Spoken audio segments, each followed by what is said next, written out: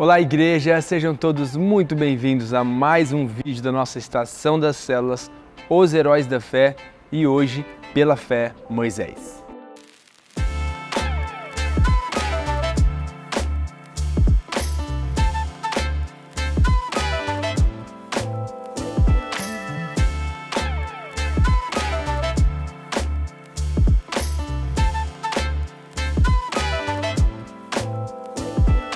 Dando continuidade então, meus irmãos, eu espero que você esteja bem e vivendo pela fé em Cristo Jesus. Hoje nós vamos falar sobre o capítulo 10, pela fé, Moisés. Hebreus capítulo 11, versículo 23 até o 28. Com uma passagem um pouco maior, hoje eu irei ler à medida que a gente for falando sobre os pontos. Bom, você vai perceber que o autor de Hebreus, ele não dá tantos detalhes da vida de cada um que está aqui. Isso se deve ao fato de que ele está falando para os judeus e os judeus que se converteram. Então, os judeus estavam muito acostumados a tudo aquilo que aconteceu na Antiga Aliança, no Antigo Testamento. Então, aos 12 anos, as crianças já eram introduzidas à religião e, por isso, tinham um conhecimento muito profundo das alianças do Antigo Testamento. É por isso que, então, o autor de Hebreus não dá tantos detalhes. Ele está falando a pessoas que se converteram, judeus que se converteram e agora estão sofrendo perseguição. Por isso que esse é um livro para que os judeus possam ser fortalecidos na fé em meio à perseguição. É por isso que a gente pode por isso que a gente pode então olhar para a vida desses homens aqui e também ser fortalecidos no Senhor. Amém? Bom, hoje então falando sobre a vida de Moisés. A vida de Moisés, a gente pode dividir ela em 3 períodos de 40 anos, para ficar mais fácil. Os primeiros 40 anos é Moisés nascendo e sendo levado para o Egito, e ali ele foi criado segundo a cultura, a ciência do Egito, até os 40 anos. Aos 40 anos, Moisés resolve visitar os seus irmãos israelitas. Ali ele vê uma cena, mata o egípcio e ele foge então para o deserto em Midian. Ali ele se torna genro de Jetro, seria o seu sogro, que era um sacerdote, e ele fica por 40 anos ali apacentando as ovelhas.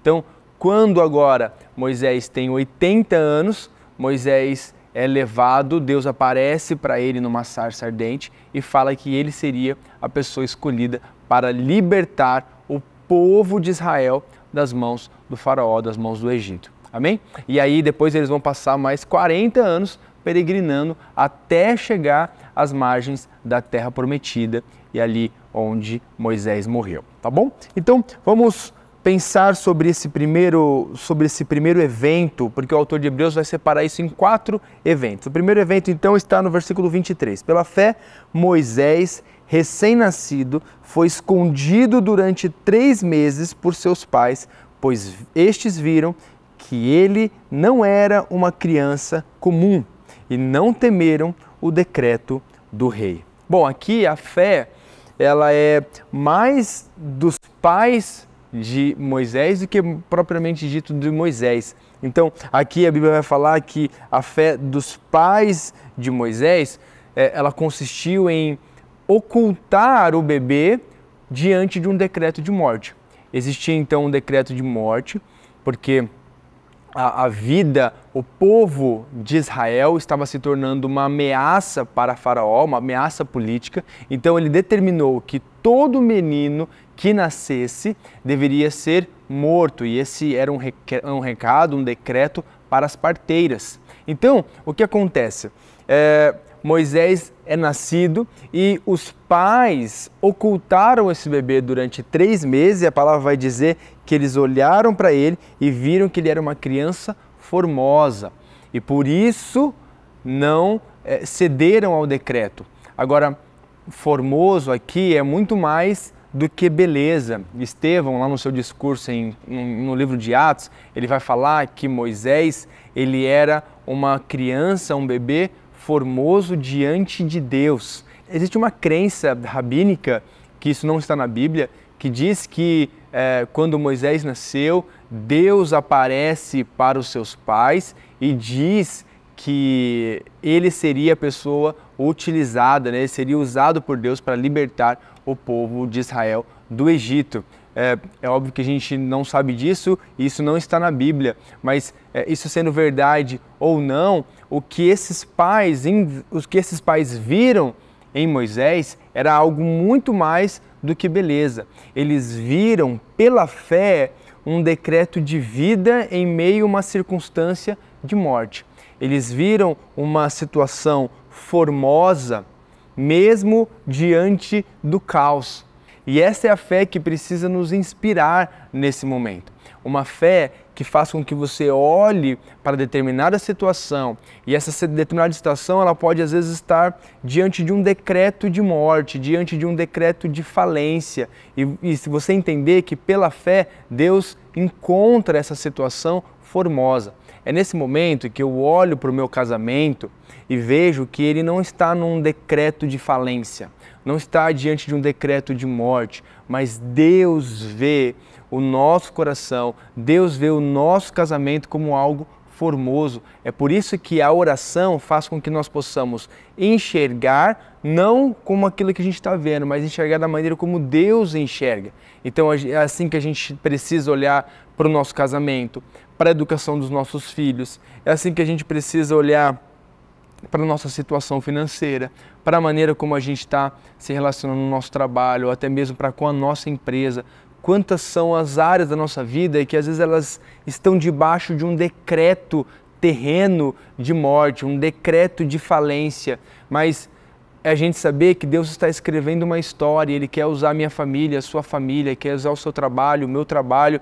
Para isso, nós precisamos olhar pela fé como Deus vê. Então, o bebê era formoso diante de Deus, e isso faz toda a diferença. Então, esse evento de fé na vida dos pais precisa me inspirar e precisa te inspirar também. Agora, em segundo lugar, no versículo 24 até o 26 diz assim: pela fé Moisés, sendo homem feito, recusou ser chamado filho da filha de Faraó, preferindo ser maltratado junto com o povo de Deus a usufruir prazeres transitórios do pecado. Versículo 26, ele entendeu que se desprezado por causa de Cristo, era uma riqueza maior do que os tesouros do Egito, porque contemplava a recompensa.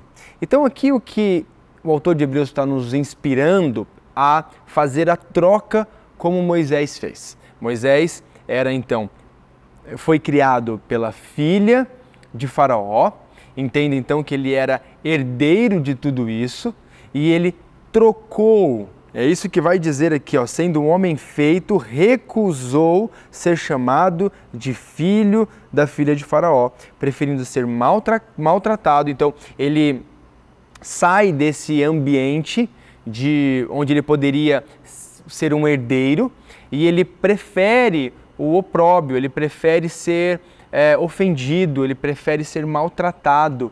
Por que que ele faz isso? Porque ele contempla o galardão, entende? Então, pela fé, então, Moisés troca as riquezas deste mundo para algo neste mundo que seria realmente o opróbrio, seria a zombaria, que seria a ofensa, seria ele realmente viver diante de uma situação onde eles seriam peregrinos. Não era a mesma situação que ele tinha em poder ser um herdeiro. Então ele troca uma coisa pela outra, visando o galardão, visando a vida eterna. Ele quer se identificar com Cristo Jesus, ele quer se identificar com aquele que sofreu, ele quer se identificar com uma relação que está à parte deste mundo, que não quer realmente usufruir deste mundo, para realmente visar e olhar para o galardão. Tem um documentário no Netflix que vai mostrar a arqueologia que encontrou a tumba de Tutancâmon, que acredita ser o rei, muitos acreditam ser que ele seja o rei da época de Moisés. E é engraçado porque ali mostra a tumba, mas junto com a múmia, mas quilos e mais quilos de ouro, um monte de utensílios valiosíssimos e tudo. E se a gente pensar, Moisés seria o herdeiro de tudo aquilo ali. Ele seria o herdeiro de toda essa riqueza. Então, é como se toda a riqueza do mundo estivesse disponível para Moisés, mas Moisés, pela fé, troca isso. Sabe, isso é tão valioso e às vezes é tão difícil da gente viver, porque muito facilmente a gente vai sendo seduzido pelas riquezas do Egito. Muito facilmente a gente vai sendo seduzido por aquilo que esse mundo pode nos oferecer. Parece que essas coisas que encaixam bem na nossa vida, parece que o poder, o dinheiro, essas coisas parece que elas encaixam bem para a nossa carne e facilmente a gente é seduzido por essas coisas. Mas se a gente tiver um olhar de fé, onde a gente vai aprofundando o nosso relacionamento com Deus, a gente vai vendo e a gente vai fazendo como Paulo, a gente olha para essas coisas e a gente considera tudo isso como perda. A gente considera isso tudo como esterco diante da grandiosidade que é conhecer a Cristo Jesus. É como se conhecer a Deus deixasse tudo com menor valor. Por quê? Porque Ele é o dono de toda a prata, Ele é o dono de todo o ouro, Ele é o dono de toda a satisfação, Ele é o dono de todo o poder. Então, quando a gente vai, pela fé, aprofundando o nosso relacionamento com Deus, algo maravilhoso acontece, que realmente essas coisas vão perdendo valor. Aqui existe um sinal muito importante para a gente. Se a gente está dando valor demais para as coisas terrenas, se a gente dá valor demais para o poder, para a necessidade de aceitação, para aquilo que as pessoas estão falando, para o carro que nós temos, para como as pessoas vão olhar, o relógio que a gente tem. Se a gente está dando valor demais para essas coisas, isso é um mau sinal. Isso é um sinal de que o Egito está nos consumindo aos poucos. E essas coisas são muito imperceptíveis. Essas coisas elas são muito sutis. Então, é nesse momento que a palavra e a oração, elas vão ordenando os nossos amores. Isso é muito importante para a vida de todo cristão. É por isso, então, que Moisés faz essa troca. E essa é uma troca de realmente as coisas terrenas desse mundo para algo que, pela fé, ele já estava vislumbrando o galardão. O galardão, então, é a recompensa na eternidade. Saiba que o galardão, saiba que as nossas obras, aquilo que a gente faz, as trocas que a gente faz, a obediência que a gente leva, isso não nos salva. Então, as nossas obras não nos salvam, tá? Porque a gente é salvo pela graça, a gente é salvo pela graça e pela fé em Cristo Jesus. Ponto. Só que a maneira como a gente vive aqui na Terra, ela influencia e muito a eternidade. E é por isso que o galardão é realmente para recompensar aqueles que fizeram boas trocas aqui na Terra. Então não despreze isso, porque isso é muito importante também na vida de todo crente. Amém? Agora, em terceiro lugar, no versículo 27, pela fé, Moisés abandonou o Egito, não ficando amedrontado com a ira do rei, pois permaneceu firme como quem vê aquele que é invisível. Então, nesse momento aqui, Moisés tinha 80 anos, ele tira o povo do Egito. É nessa hora, então, que ele vai, que o faraó vai enfrentar as 10 pragas e tudo mais, e Moisés sai, vai embora do Egito e não se deixa ser amedrontado com a ira do rei, pois permaneceu firme como quem vê aquele que é invisível. Sabe, é muito difícil a gente não ter medo das coisas deste mundo. É muito difícil a gente não ter medo, medo das coisas terrenas, medo do desemprego, medo de ficar sem dinheiro, medo do que o outro vai falar, medo das coisas, medo da ira. É como se a gente estivesse sempre fugindo, mas existe um caminho aqui pela fé. E esse caminho aqui é da gente se aprofundar no relacionamento com Deus. Olha só o que fala, pois permaneceu firme, permaneceu firme. É nessa hora então que ele se aprofunda no relacionamento com Deus, aonde diante daquele momento da sua que poderia ser a sua fraqueza, ele percebeu quem é aquele que o fortalece. Isso que é importante. No momento da nossa fraqueza, onde as coisas estão nos rodeando e tudo, a gente precisa não fugir de Deus, não tomar atitude pelas nossas próprias mãos e pela nossa própria consciência, mas sim aprofundar a nossa dependência, o nosso relacionamento com Deus. Por quê? Porque isso vai fazer com que a gente seja fortalecido no momento da nossa fraqueza. Você pode ter certeza que Moisés, aqui por dentro, seu coração devia estar tremendo de medo, tremendo de onde a sua cabeça devia estar passando por um monte de coisas. Gente, o que eu estou fazendo? Estou tirando um monte de gente de um lugar aqui, passando para o outro.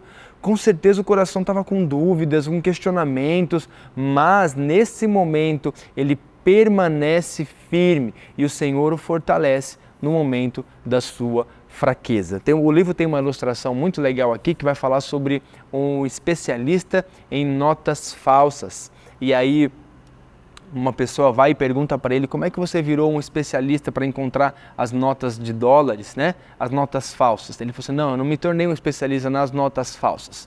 Eu só me tornei um especialista nas verdadeiras. Então eu sei identificar muito bem algo verdadeiro.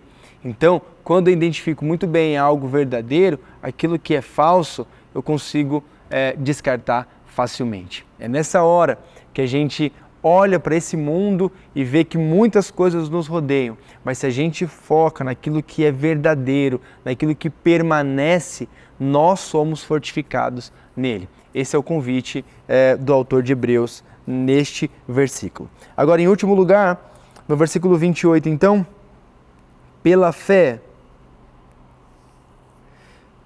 celebrou a Páscoa e fez a aspersão do sangue, para que o destruidor não tocasse nos filhos mais velhos dos israelitas. Então, no último momento, na última praga, existia então Deus falando para Moisés, olha, vai vir o anjo, e o anjo vai passar destruindo tudo. E o que é necessário para que se divida então o povo que crê em Deus e o povo que não crê em Deus? O povo que crê em Deus vai ter que matar um cordeiro, passar o sangue nas vergas, nos umbrais das portas, vai comer a carne do cordeiro, vai pegar o seu cajado, vai colocar a sua mochila e vai dizer, eu estou pronto, estou pronto. Então, pela fé, ele celebrou a Páscoa e o derramamento do sangue para que o exterminador não tocasse nos primogênitos israelitas. Então, no que consiste isso?